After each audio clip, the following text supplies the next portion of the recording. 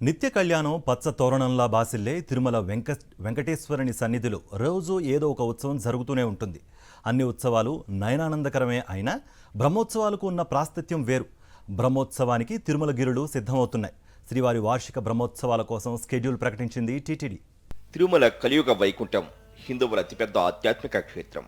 తిరుమలలో వెలిసిన కలియుగ ప్రత్యక్ష దైవం శ్రీనివాసుడు దర్శనం కోసం భక్తులు పరితపిస్తుంటారు. క్షణకాలం దొరికే ఆ దేవదేవుడి దర్శనం కోసం అనంత భక్త కోటి ఉవ్విళ్లూరుతూ ఉంటుంది. ఆపద ముక్కల వాడిని దర్శించుకుని తమ కష్టాలను చెప్పుకునేందుకు, ముక్కులు చెల్లించుకునేందుకు, వడ్డీ కాసుల వాడిని శరణు వేడేందుకు లక్షలాది మంది తిరుమల గిరుల వైపు తరలివస్తుంటారు. ఏడాదంతా భక్తులను తన దగ్గరకు రప్పించుకునే స్వామివారు బ్రహ్మోత్సవాల సమయంలో మాత్రం తానే గర్భాలయం నుంచి బయటకొచ్చి భక్తులను కటాక్షిస్తారు. భక్తకోటికి ముక్తిని ప్రసాదిస్తారు. తిరుమల మరో మహోత్సవానికి సిద్ధమవుతోంది. ఏడాది శ్రీవారి సాలకట్ల బ్రహ్మోత్సవాలకు సమయం ఆసన్నమైంది. ముక్కోటి దేవతలు ఒక్కటై నిర్వహించే బ్రహ్మోత్సవం తేదీలు ఖరారయ్యాయి. అక్టోబర్ 3న బ్రహ్మోత్సవాలకు అంకురార్పణ చేయనున్నారు ఆలయ పండితులు. 12న చక్రస్థాన ఘట్టంతో బ్రహ్మోత్సవాలు పరిసమాప్తం కానున్నాయి. గత ఏడాది అధిక మాసం కారణంగా 2 బ్రహ్మోత్సవాలు నిర్వహించగా ఏడాది ఒక్క బ్రహ్మోత్సవాన్ని వైభవంగా నిర్వహించేందుకు టీటీడీ సిద్ధమవుతోంది.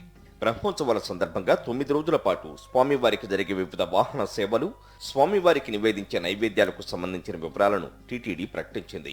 అక్టోబర్ 3న సాలకట్ల బ్రహ్మోత్సవాలకు అంకురార్పణ జరుగుతుంది. రాత్రి 7 గంటలకు బ్రహ్మోత్సవాలకు అంకురార్పణ చేస్తారు.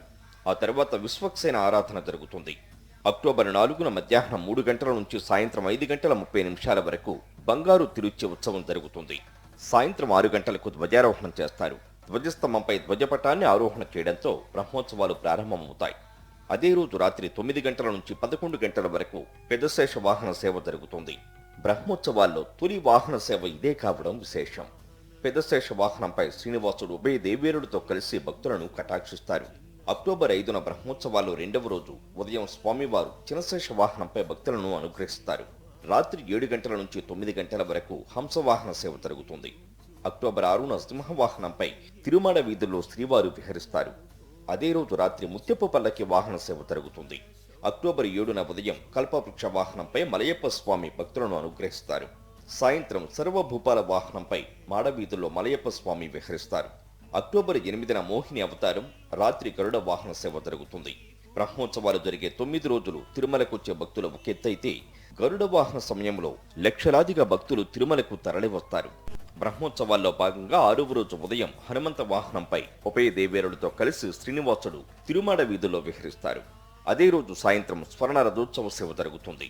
రాత్రి 7 గంటలకు గజవాహన సేవ నిర్వహిస్తారు. 7వ రోజు ఉదయం సూర్యప్రభ వాహనంపై, రాత్రి చంద్రప్రభ వాహనంపై శ్రీదేవి భూదేవి సమేత మలయప్ప స్వామి మాడవీధుల్లో ఊరేగుతారు. 8వ రోజు ఉదయం రథోత్సవం జరుగుతుంది.